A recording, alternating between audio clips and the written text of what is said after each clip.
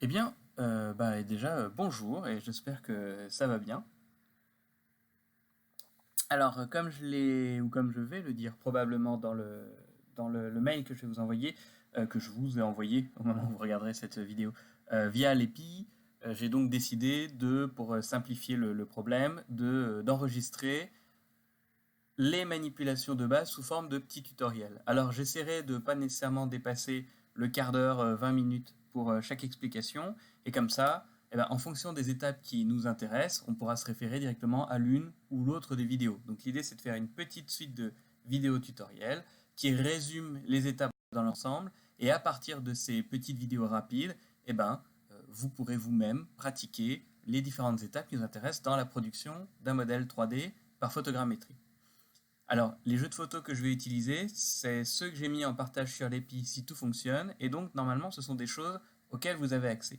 Une fois de plus, si vous avez des problèmes pour accéder au logiciel, n'hésitez pas à m'envoyer un email, et puis je vous répondrai, et je vous enverrai un logiciel qui normalement fonctionne. En tout cas, je vous renseignerai sur les liens vers un logiciel qui fonctionne. Pour nous entraîner, de toute façon, on va surtout utiliser ici Agisoft Metashape, comme indiqué ici. Alors, vous voyez qu'à chaque fois que je clique, ça va s'afficher dans le coin, c'est très pratique. Et Agisoft Metashape existe en version gratuite sur un temps d'essai, mais qui est suffisant pour pratiquer et s'entraîner pour le cours. Donc, pour cette première vidéo, on ne va pas parler de la prise de vue photographique. Je le ferai dans une petite vidéo en plus, à partir de modèles 3D, où je vous montrerai où est-ce qu'on se situe et pourquoi, quand on se situe à tel ou tel endroit, on obtient tel ou tel élément sur un nuage de points, en fait, sur un modèle 3D. Donc, pour l'instant, on va simplement s'entraîner avec une série de photos que je vous ai mis à disposition sur l'EPI. Cette série de photos, qui est donc, ça c'est mon petit logiciel de Keymap, on va aller, je les ai mis ici, jeu de photos, et c'est Grésil 2. Grésil 2, donc ce sont, alors ça je vais l'effacer, c'était pour m'entraîner, pour vérifier que tout fonctionnait bien. Donc ce sont les photos d'une structure, qui était une structure d'habitat, si je ne dis pas de bêtises, d'un site en Normandie dont je vous avais parlé dans le TD d'introduction. Alors ici, ce qu'on va faire, si on se souvient de la façon dont fonctionne la photogrammétrie, c'est que on va simplement charger les photos dans notre logiciel. Une fois que ces photos sont chargées, on va calculer leur emplacement dans l'espace et on va aussi créer un nuage de points denses, etc., jusqu'à créer une surface, voire une texture par-dessus cette surface. Alors en fait, je vais tout simplement commencer par charger les photos dans Metashape avant de vous présenter le logiciel directement. C'est plus facile avec des photos directement, vous verrez pourquoi. Donc ici, j'ai ouvert Metashape et tout simplement, je prends et je glisse mes photos. Alors vous avez dû remarquer que si c'est la première fois que vous ouvrez Metashape sur votre ordinateur, vous n'avez certainement pas exactement la même interface. Alors cette interface, c'est simplement que c'est l'ancienne interface qui est probablement moins esthétique que la nouvelle, mais que je trouve beaucoup plus lisible et beaucoup plus pratique, et je suis très très vite perdu avec la nouvelle. Donc j'ai remis l'ancienne. Pour changer l'interface sous la langue, de toute façon, il suffit d'aller dans Outils ou Tools si votre logiciel est en anglais, Préférences, et vous voyez qu'ici vous avez la langue et le thème. Sombre et classique, ce sont les interfaces qui sont récentes, celles avec lesquelles j'ai du mal à travailler, et sombre et clair, pardon, et classique, c'est l'interface actuelle, celle que j'utilise. L'interface actuelle, celle que j'utilise. Les autres paragraphes, pour l'instant, ne nous intéressent pas forcément. On reviendra sur les différents types de réglages qu'on peut avoir. Alors moi, je sais que par exemple, GPU, ça veut dire Graphical Processor Unit, Process Unit. Donc je sais que mon GPU, c'est ma carte graphique Quadro NVIDIA. C'est des petits réglages sur lesquels on reviendra et certainement, ça change d'un ordinateur à l'autre. Donc, on ne va pas forcément s'y intéresser parce que c'est des problèmes que vous aurez personnellement. Et dans ce cas-là, autant que vous me contactiez, il y a certainement même moyen de faire des sessions en visioconférence et si vous avez un problème pour gérer votre ordinateur. Voilà. Donc, il n'y a pas de souci pour ça. Mais l'idée, c'est que si vous savez que vous avez une carte graphique dédiée qui est faite pour le calcul, vous pouvez la cocher ici dans le GPU. Globalement, comment est-ce que fonctionne l'interface de Metashape? Alors vous verrez que des fois je dis Photoscan parce que c'est l'ancien nom de Metashape, mais en soi maintenant ça s'appelle bien Metashape. Alors ici, vous voyez que j'ai une première fenêtre, modèle, avec écrit perspective 30 degrés, une petite sphère qui va me permettre de tourner. Vous voyez qu'ici j'ai mes axes. Et en fait, dès que j'aurai un modèle 3D, c'est ici que tout va s'afficher. Le nuage de points, l'emplacement des photos, ce genre de choses. Et ça, vous allez le voir assez vite dès qu'on va lancer un premier calcul. Ici, j'ai mon espace de travail, ici dans cette partie-là. Alors mon espace de travail, vous voyez, quand j'ai chargé mes photos, tout de suite il y a écrit Chunk 1, c'est-à-dire qu'en fait on peut lancer plusieurs blocs de photos. C'est une spécificité dont on parlera peut-être dans des cours plus avancés, mais pour l'instant ici on n'en a pas besoin. Et on voit bien que sur mon morceau 1, j'aurai qu'un seul morceau pour ce projet, j'ai 40 caméras, c'est-à-dire j'ai 40 prises de vue. En dessous, si j'ouvre le panneau, on voit que j'ai 40 caméras, j'en ai 0 sur 40 qui sont alignées, c'est normal, je n'ai lancé aucun calcul. Et si je le déplie, si j'ai ma liste des photos, avec tout simplement NA sur le côté qui signifie not aligned ou non aligné, on a de la chance, ça fonctionne dans n'importe quelle langue. Et vous voyez que quand je clique dessus, j'ai un petit aperçu qui s'affiche ici. Bon, c'est pas forcément très important. Vous voyez que si je clique en revanche sur un chunk directement, j'ai le résumé du chunk avec le système de coordonnées, les angles de rotation. Ça ne va pas nous intéresser pour l'instant, mais probablement un peu plus tard. Je peux changer de panneau et je peux passer d'espace de travail à référence. Alors référence, pour l'instant, on ne va pas non plus l'utiliser, mais si on avait des coordonnées géographiques, on pourrait les inscrire ici. Si on avait des informations d'échelle, de mesure, on pourrait les inscrire ici. Et donc, on va assez rapidement l'utiliser, puisque pour certains d'entre vous, il sera utile de pouvoir prendre des mesures sur vos modèles s'il s'agit de décor architectural par exemple, de façade ou même d'objets d'art, ce genre de choses. On aura besoin de prendre des mesures dessus. Et donc, c'est dans ce panneau référence qu'on va pouvoir gérer toutes ces informations-là. Ici, j'ai un troisième panneau. En dessous de ma fenêtre principale, j'ai un troisième panneau. Ce troisième panneau, il se décline en 3 versions, donc 3 tabulations sur lesquelles je peux cliquer. La première, ce sont les photos. Donc ici, j'ai mes photos qui sont affichées. Si je double-clique dessus, elles s'affichent en grand. Je peux zoomer pour voir si elle n'est pas trop floue. Ici, elle n'est pas floue, c'est juste que c'est la résolution de mon appareil photo de l'époque qui était moins bonne que celle de mon appareil photo actuel, mais ça suffira amplement. Et d'ailleurs, vous avez dû remarquer que le jeu de photos est déjà assez lourd. C'est-à-dire qu'avec une quarantaine de photos, en pleine qualité, on est déjà sur du 250-260 mégaoctets.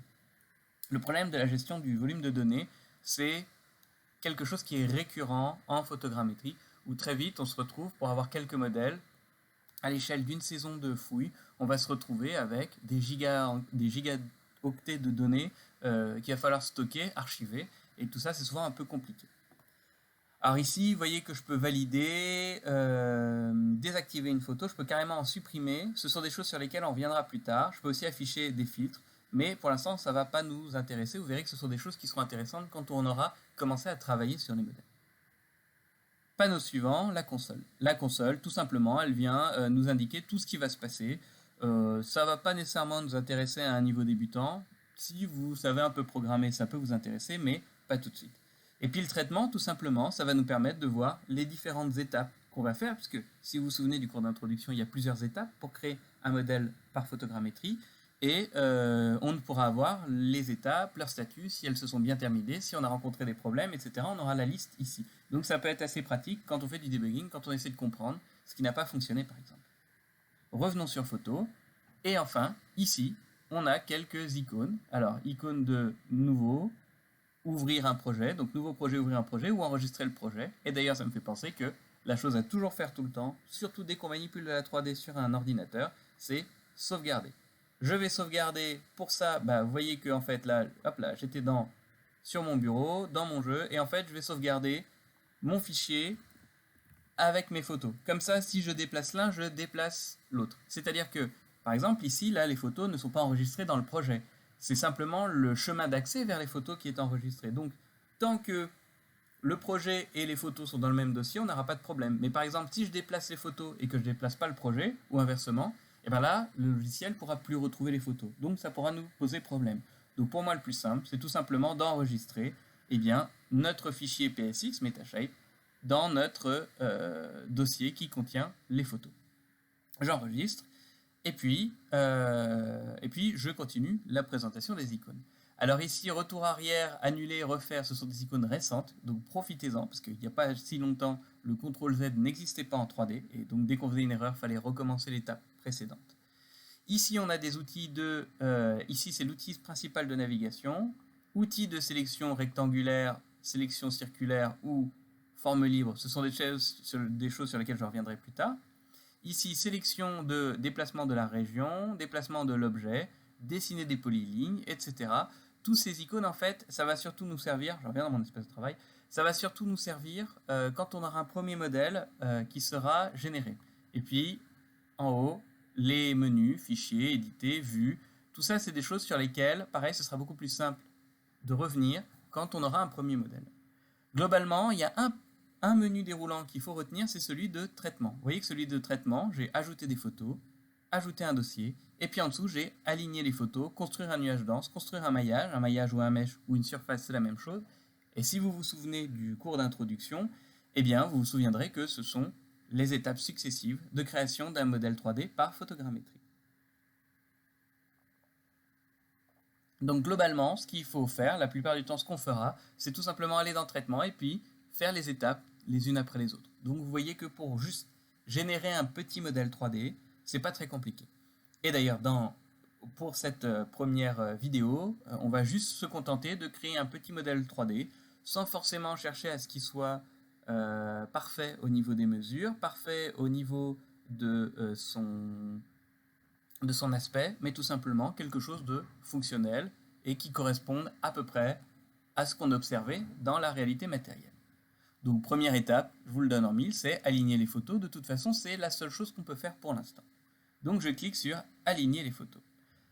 Alors aligner les photos, vous voyez que j'ai déjà pas mal d'options qui s'affichent. La première, c'est la précision. Alors la précision, vous voyez que si je clique dessus, j'ai basse à la plus haute. Alors la plupart des gens sont souvent tentés de tout de suite cliquer sur l'option précision la plus haute. Pourquoi c'est pas nécessairement pourquoi c'est pas nécessaire pourquoi c'est pas nécessairement obligatoire, pourquoi c'est pas nécessaire de toujours cliquer sur la précision la plus haute, c'est tout simplement qu'en fait ça correspond à la sélection aléatoire de points à comparer. Si vous vous souvenez du cours d'introduction, la photogrammétrie, elle fonctionne déjà en comparant les photos les unes aux autres et en essayant de voir quel ensemble de pixels va avec quel ensemble de pixels.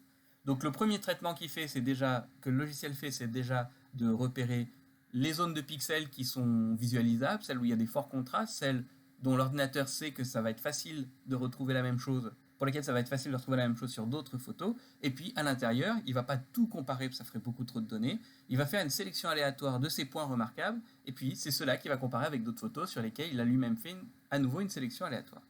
Et en fait, ce bas ou haut, ça correspond simplement au nombre de points aléatoires sélectionnés sur la photo.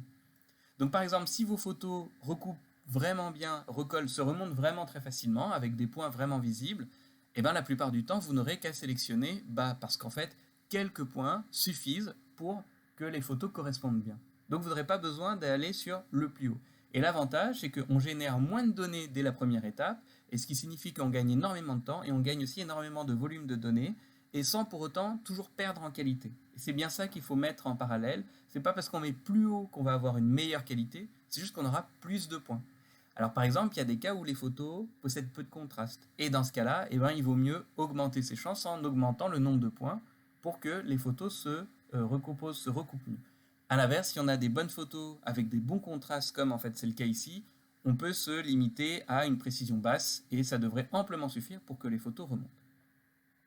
Ici, dans les options avancées, une limite de points. Limite de points, c'est le nombre de points remarquables que le logiciel va repérer par photo. Sur une photo, il va repérer au maximum 40 000 points. Ça, c'est la valeur par défaut. Limite de points de liaison, celle-là, je l'ai changée. Normalement, vous avez 4000 si c'est la première fois que vous ouvrez votre logiciel. Alors moi, j'ai décidé de augmenter un peu cette mesure. C'est une question d'habitude, c'est comme ça, c'est par défaut, en fait, parce que des fois, j'ai des photos, je fais des modèles d'objets qui présentent peu de contraste, peu de détails. Et donc, c'est plus simple pour moi de tout de suite mettre une limite à 10 000 points. 10 000 points de liaison, ça veut simplement dire qu'entre deux photos, ce sont ces fameux points homologues qui vont nous permettre de rassembler deux photos, et bien entre deux photos, nous aurons au maximum 10 000 points, tout simplement. Une fois qu'on est bien avec tout ça, on laisse le reste des options par défaut. Ici, présélection générique, on vire, c'est pas nécessairement utile. Ajustement progressif du modèle à la caméra, pareil, dans notre cas, c'est pas très utile. C'est quand on a des photos un peu particulières, qu'on prend des photos fisheye, si vous en avez déjà prises. Et ici, on n'en a pas besoin parce que j'ai du grand angle, mais c'est pas tout à fait du fisheye, donc ça fonctionne bien. Et maintenant, je lance tout de suite mon modèle en cliquant sur OK. Alors, on va attendre un petit peu. Alors, la détection des points ne démarre pas. Alors, pourquoi? Je ne sais pas.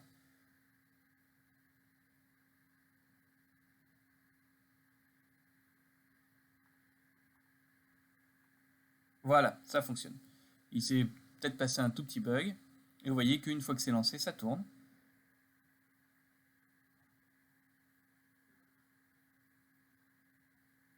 Quand je saurai utiliser un logiciel de montage, je couperai ces petits moments de chargement qui ne sont pas nécessairement les plus importants.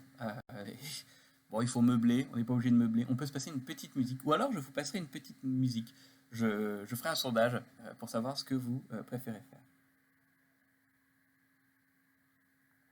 Et vous voyez que après avoir repéré les points, maintenant, il essaye d'estimer les emplacements des caméras. Alors sur mon ordinateur, ça va relativement vite parce que je suis justement en résolution basse, parce que là j'ai un petit portable qui est un portable de travail, qui n'est pas un gros ordinateur permettant de faire de gros calculs, mais qui déjà me permet de tester de la photogrammétrie. Alors vous voyez que ici j'ai mon modèle, je vais dézoomer. Alors déjà, comment manipuler ce premier nuage de points? Eh bien, si je garde cliquer, je peux sélectionner des données parce que je suis en mode sélection. Donc ça, c'était un problème. Je vais aller déjà sur navigation. Si je suis sur navigation, donc ça c'est la bonne souris, je m'étais trompé, ça arrive. Maintenant que je suis sur la bonne souris, quand je garde cliquer, hop, je peux faire tourner mon modèle. Et vous voyez qu'ici, j'ai mes axes. Alors, si j'ai du mal à faire tourner mon modèle, et ça arrive au début, on est tous un peu perdus dans la 3D, surtout quand on n'a pas l'habitude, un moyen simple de bien manipuler son modèle, c'est de restreindre. Vous voyez que ma boule centrale, dès que j'approche un des axes, il se met en surbrillance. Et quand je clique dessus, eh ben, je peux déplacer la souris en avant ou en arrière, il n'y a pas de souci. En fait, ça ne va se déplacer, ça va contraindre la rotation sur l'axe que j'ai sélectionné, etc., etc. Ici, la même chose, voilà, là vous voyez que ça ne bouge plus. Et c'est assez pratique en fait, pour ne pas trop se perdre des. Alors je vais aligner mon modèle. Et vous voyez déjà que quand ici je regarde mes axes, eh ben, ça fonctionne pas très bien parce que normalement le Z devrait se trouver vers le haut. Je suis là dans un logiciel de géomatique en fait, hein, de mesure et de topographie. Donc la première chose qu'on va faire, c'est orienter notre modèle. Alors cette petite sphère, je ne me souviens plus à quoi elle correspond, je me demande, c'est pas une petite erreur de photogrammétrie. Mais déjà, on va aller orienter notre modèle. Alors le fond, il est ici. Donc je vais l'orienter convenablement, mais ça ne marche pas. Donc en fait, je vais commencer par orienter ma vue. Pour orienter ma vue, le plus simple, c'est d'aller dans Modèle, et ici j'ai des vues prédéfinies. Et la vue prédéfinie avant, c'est la vue de face. Vous voyez qu'ici, j'ai bien mon Z et j'ai bien mon X. Et maintenant que je vais déplacer mon objet, eh ben, je vais pouvoir aller sur cette suite d'icônes ici. Ici, j'ai déplacé la région. La région, c'est la boîte englobante qui a tout autour. Et si je clique dessus, elle est en surbrillance. Mais moi, je vais pour l'instant déplacer mon objet. Et pour déplacer mon objet, vous voyez que ici j'ai déplacé. Alors si je clique dessus, bah, je déplace l'objet dans son intégralité. Je peux cliquer sur un axe. Mais c'est pas ça qui va m'intéresser. Moi, je veux surtout le faire pivoter. Pour le faire pivoter, petite flèche, pivoter l'objet. Et maintenant j'y vais. Pareil, si c'est trop galère, hop, je clique sur un axe. Voilà, et je clique sur un axe. Etc. etc. Alors vous voyez que ici, j'ai un effet de perspective qui m'aide à me repérer dans l'espace, mais je trouve que moi, pour bien viser et bien placer les choses et bien prendre des mesures, c'est pas très pratique. Pour ça, je vais le désactiver. Vous voyez qu'ici, il y a écrit perspective 30 degrés. Je vais le désactiver, je vais dans modèle, vue prédéfinie, ou c'est voilà, mode aperçu, et perspective ou orthographique. La vue orthographique, c'est tout simplement la vue sans perspective. Alors, quand on clique sur vue orthographique, vous voyez que tout à coup, c'est très difficile de repérer ce qui est devant et ce qui est derrière sur la boîte englobante. En revanche, sur mon modèle, sur mon nuage de points, il est assez facile à orienter maintenant parce que je sais que il n'y a plus d'effet de perspective. Donc en clair, si je veux être nivelé, il faut juste que tous les nuages de points, tous les points soient bien alignés. Là, j'ai pris tous les points du haut. Maintenant, ils sont bien alignés. Je vais aussi l'orienter vers moi. Là, je vais prendre le carré comme ça. Je vais le mettre, voilà. Je vais essayer d'orienter. C'est pas utile, forcément, mais bon, moi j'aime bien quand ça donne un résultat propre. Alors, si je voulais, par exemple, bien l'aligner par rapport à mon axe X et mon axe Y, je pourrais aller dans Modèle, Vue prédéfinie, et la vue de haut. Et vous voyez que dans la vue de haut, je peux encore très légèrement le faire pivoter. Et là, il est bien aligné sur mes axes X et Y. Maintenant, je quitte ce mode ici, et vous voyez que ma boîte englobante, elle en revanche, elle est un petit peu aux fraises. Alors, elle est un petit peu aux fraises parce que pareil, elle s'est positionnée de façon aléatoire. L'ordinateur, quand il fait de la photogrammétrie, il n'interprète pas ce qu'il y a dessus. Et donc, il ne peut pas savoir ce qui est en haut, ce qui est en bas, etc. Et ce qui est important, par exemple. Et la boîte englobante, ou la région, dans ce logiciel on appelle ça une région, c'est important de bien la gérer parce que la suite des calculs qu'on va faire vont être limités à l'intérieur de cette région. Et donc, si on ne veut pas avoir à calculer tous les petits détails qui étaient dans nos différentes photos, on va tout simplement limiter la région à notre objet d'intérêt. Alors, la première chose que je vais faire, c'est la pivoter, comme ça. Là, ici, je suis en vue du dessus. Et ensuite, vous voyez, donc c'est ici le panneau d'outils de manipulation de la région. Et si je clique ici, je peux aussi la redimensionner. Donc, sur le côté, redimension de la région. Et hop, je vais me limiter à mon petit objet parce que pour l'instant, je vais essayer de pas trop lancer de calcul. Une fois que tout est bien placé, tout est bien orienté, toujours la chose la plus importante à faire, on sauvegarde. Maintenant que j'ai sauvegardé, je remets ma souris en mode navigation et je me remets en vue de face. Alors vous voyez ici, il y a des chiffres qui apparaissent. C'est tout simplement que si je vais dans modèle, vue prédéfinie, vous voyez qu'ici j'ai des numéros. Vue avant, vue droite, vue haute. Et en fait, il se trouve que ce sont les mêmes raccourcis que dans la plupart des logiciels de modélisation 3D. Et ce qui fait qu'on s'habitue assez vite à les utiliser, et c'est très bien de les avoir implémentés. D'ailleurs, dans les dernières versions de Photoscan, ce n'était pas le cas avant. Et je vais me remettre en vue du dessus, parce que c'est une surface, c'est là que ça va être le plus important. Et maintenant que tout est bien positionné, que tout est bien sauvegardé, je vais pouvoir aller dans Traitement, et je vais aller sur l'étape suivante, Nuage de points denses. Parce que là, pour l'instant, le nuage de points qui s'est affiché, il n'est pas très beau. Pourquoi? Parce qu'en fait, il correspond aux points de liaison qui ont été mis dans l'espace. Et d'ailleurs, un petit élément que j'ai oublié de vous montrer, ici, regardez, j'ai affiché les caméras sur ce petit icône. Si je clique dessus, j'ai la position de mes photographies. Alors ça, c'est le genre de choses à pas trop faire. Là, j'ai pris plusieurs photos depuis le même endroit. C'est tout simplement que je pouvais pas trop marcher autour. Il y avait un petit problème pour se déplacer. Donc, une fois que j'ai tout ça, je vais pouvoir...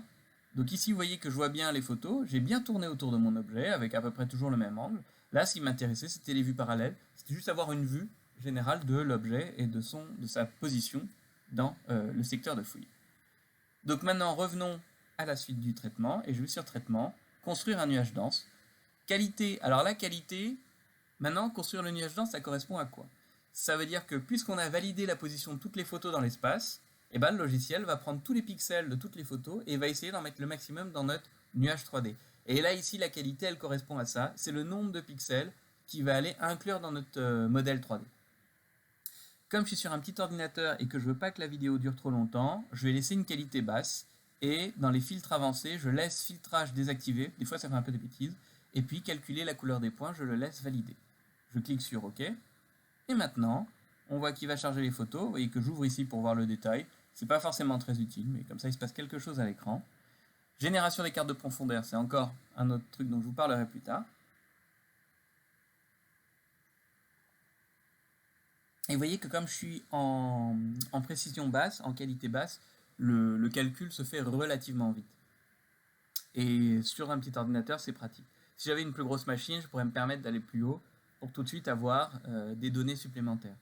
Mais une fois de plus, c'est pas toujours utile en fonction de ce qu'on veut faire. Là, je veux avoir un modèle à peu près propre, histoire de construire un maillage à peu près propre pour avoir un objet final à peu près propre.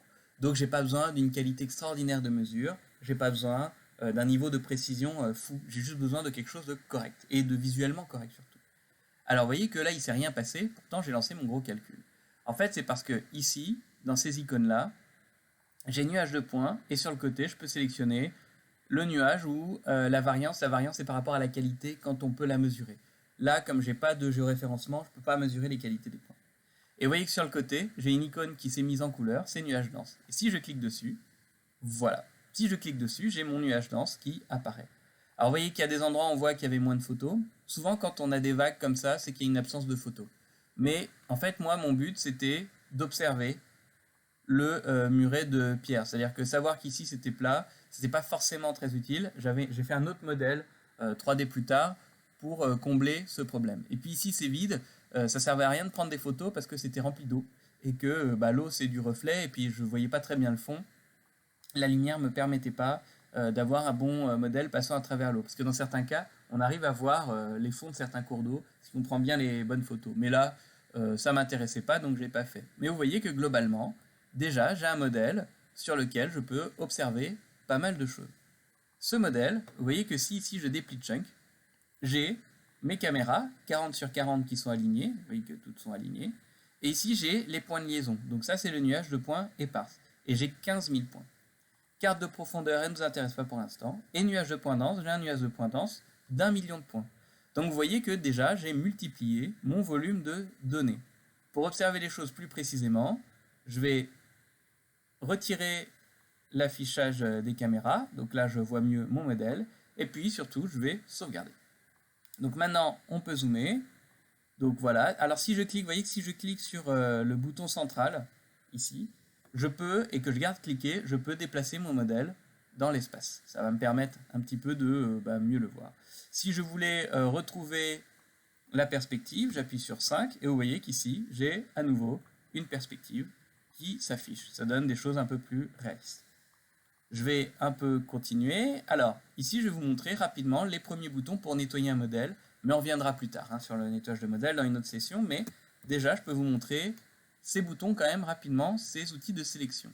En fait, les outils de sélection, ils vont me permettre de sélectionner des morceaux du modèle et de les supprimer, de les modifier. Moi, la plupart du temps, on va les supprimer.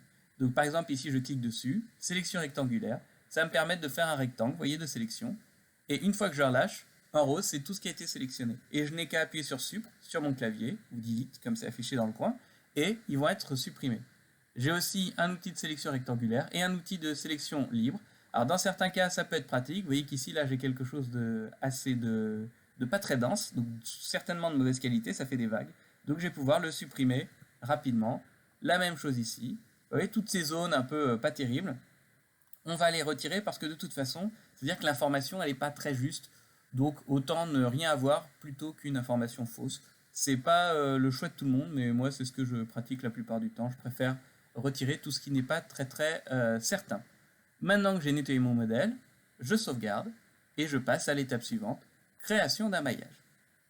Alors la création d'un maillage dans Metashape, c'est souvent quelque chose que je fais pas directement en fait dans Metashape parce que je trouve que c'est pas de très bonne qualité et c'est très long. C'est pas très grave. Là, pour l'instant, on est là pour s'entraîner, juste pour créer un premier modèle et pour obtenir quelque chose d'utilisable. Créer des choses plus fines, plus détaillées, plus propres, ça va faire l'objet de vidéos dans le futur, en fait, de vidéos suivantes. Et parce qu'en fait, il faut utiliser d'autres logiciels. Donc, on ne va pas le faire aujourd'hui. Donc ici, dans la construction d'un maillage, il y a plusieurs options qui apparaissent. Déjà, source de données, le nuage dense. En effet, on a calculé un nuage, celui des points de liaison à 15 000 points. Il n'était pas très beau, donc on ne va pas l'utiliser. On va directement utiliser le nuage dense à 1 million de points. Type de surface, on va laisser arbitraire. Ça veut dire créer un modèle de 3D relatif. Nombre de faces. Alors voilà, ici, l'outil de Metashape n'est pas excellent. Donc on va laisser haut par défaut, parce que sinon vraiment 68 000 faces, c'est pas terrible. Et ensuite, interpolation, on peut laisser par défaut, parce que c'est pas très important. De toute façon, une fois de plus, Metashape fait pas de très belles surfaces. Et puis, calculer la couleur des sommets. Alors si vous vous souvenez, c'est quand je vous avais présenté dans le cours d'introduction, il y a deux façons de colorer un modèle 3D quand on a des surfaces. Soit on a une couleur par triangle, parce que ça va nous faire en fait un modèle, un maillage triangulaire, soit on fait une espèce de papier cadeau autour en utilisant une phototexture. Pour l'instant, en fait, on va faire les deux dans ce cadre-là, et comme ça, vous verrez la différence entre les deux. Et la première chose donc on va faire, on va laisser calculer la couleur des sommets, comme ça va venir nous calculer une couleur par triangle. On sauvegarde, enfin on clique sur OK, pardon, on sauvegarde pas, on clique sur OK, et là, ça risque d'être un tout petit peu plus long. J'espère que ça ira vite quand même.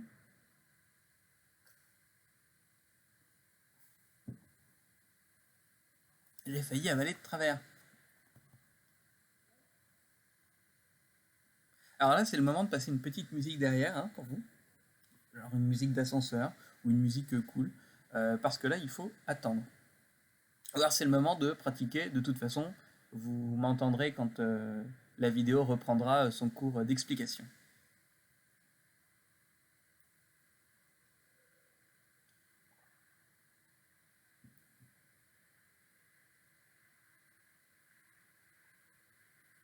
Donc comme je suis sur un ordinateur qui possède une bonne carte graphique et que j'ai une version récente du logiciel, ça va relativement vite. Mais il y a une dizaine d'années, quand j'ai commencé à faire de la photogrammétrie, ce genre de calcul, ça prenait 3-4 heures hein, pour obtenir un maillage. Et déjà, on était super content parce que ça allait vachement vite par rapport à avant. Donc vous voyez à quel point les choses évoluent. Peut-être dans quelques années, ça prendra moins d'une minute pour faire l'ensemble. On cliquera sur un bouton et on aura tout d'un coup. Pour l'instant, ça reste encore un peu long.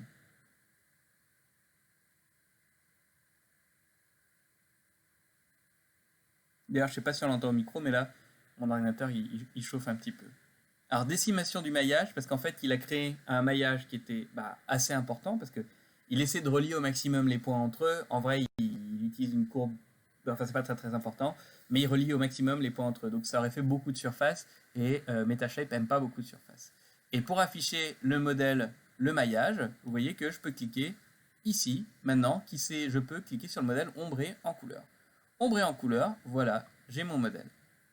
Alors d'ailleurs, ombré en couleur, donc ici c'est bien ce qu'on voit, vous voyez que j'ai un triangle, etc., etc. Pour chaque triangle, je vais avoir une couleur. Et c'est pour ça qu'on n'a pas une très belle qualité, parce que comme on a peu de triangles, on va avoir peu de couleurs. Comment est-ce qu'on fait pour voir les triangles uniquement? Vous voyez que si je clique sur le côté, je peux avoir monochrome, donc là j'ai mes triangles avec l'ombrage, ça va me permettre de voir la topographie, et puis je peux même cliquer en dessous sur structure filaire, et là j'ai directement mes triangles avec un vide au milieu, ce qui va me permettre de bien voir le squelette et de bien comprendre les zones où j'ai plus de points, où mon modèle est plus dense. Ça ne veut pas dire forcément qu'il est meilleur, mais souvent c'est un bon indicateur. D'ailleurs, pour le côté, c'est vrai que j'avais oublié de vous montrer, mais dans le nuage dense, on peut aussi le montrer en classe, comme on n'en a aucune, ça va nous faire un nuage dense tout blanc, et ce qui va souvent nous permettre, je ne suis pas dans le bon outil, ce qui va souvent nous permettre d'observer des phénomènes de topographie. Vous voyez que je peux jouer avec les couleurs rasantes et essayer d'observer les formes en fait de la forme de ce que j'ai enregistré. Donc ici je reviens sur ombré en couleur, donc ça c'est pas très très beau. Vous voyez qu'il a essayé, il a comblé les vides, hein, ça c'est le logiciel par défaut, comble les vides. Et il ne reste plus qu'une étape, on sauvegarde. Et la dernière étape, pour l'instant, ça va être de créer une phototexture. Et vous allez voir que c'est ce dont je vous parlais au premier cours, c'est que la phototexture, elle peut servir de trompe-l'œil. Quand on a un modèle de qualité assez basse, on va pouvoir utiliser une phototexture qui va donner à l'œil l'impression qu'on a quelque chose de très détaillé, de très détaillé, un modèle de très bonne qualité. Pour ça, on va aller sur construire une texture et mode de mappage, on va laisser générique. Le mieux, c'est de laisser les options par défaut et mosaïque aussi. Ensuite, la taille de la texture. La taille de la texture, il faut que ce soit un multiple de 2, donc 256, 512, etc. 4096, c'est pas mal. En fait, il faut juste que ça veut dire que les textures sont carrées, ça veut dire. Et les logiciels aiment bien les textures carrées. Alors, on pourrait augmenter, là, pourquoi on a nombre de textures? Parce que, par exemple, 4096, si on veut une texture de meilleure qualité, on serait tenté de mettre 8192. Mais la plupart des logiciels qui gèrent de la 3D, pour l'instant, n'aiment encore pas trop avoir des textures supérieures à 4096. Donc, au lieu d'avoir une texture à 8192, vous voyez qu'ici, je peux le multiplier et avoir deux textures de 4096. Les deux vont se séparer, les deux vont couvrir des endroits différents du modèle. Ici, on veut un premier modèle simple, on va s'imiter à 4096, ce qui est déjà de très très bonne qualité. Le remplissage des trous, oui, c'est-à-dire que les endroits où j'ai pas de photos, parce qu'en fait, ce qu'il va faire, c'est qu'il va projeter les morceaux de photos sur le modèle 3D. Les endroits où j'ai pas beaucoup de photos, soit il les laisse vides, soit il les remplit. Donc, on va laisser le remplissage de trous. Le filtre fantôme, vous pouvez le laisser par défaut, c'est un truc assez récent qui marche pas toujours. Je vous expliquerai plus tard ce à quoi ça correspond. C'est que des fois, on a des petits artefacts, une branche, quelque chose comme ça, on passe à travers, enfin bon, je vous expliquerai ça avec plus de détails. Et on lance la construction de la texture. Alors vous voyez, paramétrage de l'atlas de texture. Et ça, c'est quelque chose que fait extrêmement bien MetaShape. Qu'est-ce que ça signifie? C'est-à-dire que ce que ça signifie, c'est que la première chose qu'il faut faire, c'est comme en cartographie, vous voyez bien que notre modèle 3D, il n'est pas plat. Sauf qu'une image, c'est un fichier en fait en 2 dimensions, c'est plat. Et donc ce qu'il va faire, c'est qu'il va créer ce qu'on appelle donc un atlas, c'est-à-dire il va dire tel morceau, tel triangle correspond à telle projection, tel endroit de notre fichier d'image à la fin. Et ça, c'est la réalisation de la cartographie en fait c'est la mise à plat cartographique de notre modèle 3D. Et c'est quelque chose qui est souvent assez compliqué et que les logiciels 3D font souvent pas très bien, enfin souvent c'est assez difficile à faire, et Photoscan, en tout cas de façon automatique, le fait particulièrement bien. Et ça, c'est un gros avantage. C'est un peu comme je vous l'avais dit dans le cours d'introduction, Photoscan, ce qui gère bien, ce sont les photos. Enfin, Photoscan, c'est l'ancien nom de Metashape, et donc ce qui gérait très bien, ce sont les photos. Metashape a un nom un peu plus global pour nous faire dire et nous faire croire que le logiciel fonctionne mieux à toutes les étapes. C'est pas toujours vrai.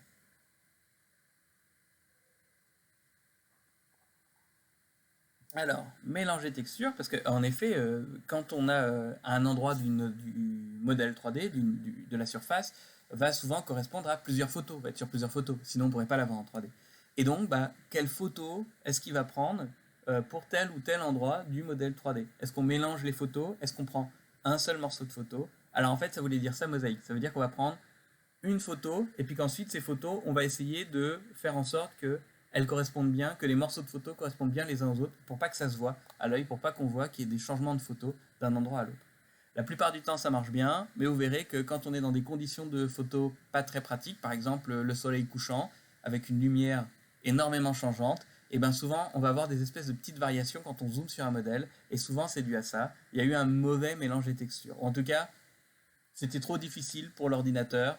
Le mélange était trop difficile à faire pour un ordinateur parce que les textures étaient trop différentes d'une photo à l'autre. C'est-à-dire qu'il avait bien repéré les formes, mais savoir quelle est la bonne couleur, bah, c'est pas toujours évident. Une fois de plus, c'est un ordinateur. Nous, on sait quelle est la bonne balance des blancs, mais pour nous, c'est facile parce que en fait, on l'interprète. Ce qui fait qu'en réalité, la bonne balance des blancs, c'est jamais la même pour personne. D'ailleurs, en fait. Donc vous voyez qu'ici, c'est un tout petit peu plus long. Pas beaucoup, mais quand même.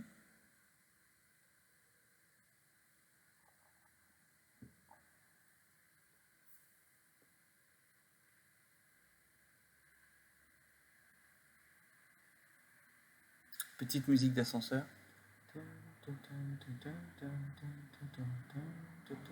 Une petite musique d'ascenseur sympa quand même, hein, parce que en ce moment, il faut se faire plaisir. Au moins faire des choses sympas.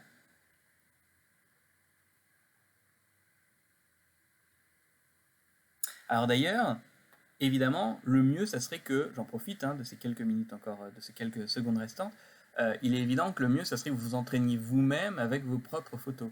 Alors évidemment, je ne vais pas non plus vous demander de sortir dans la rue pour les faire, mais si vous avez l'occasion, pourquoi pas.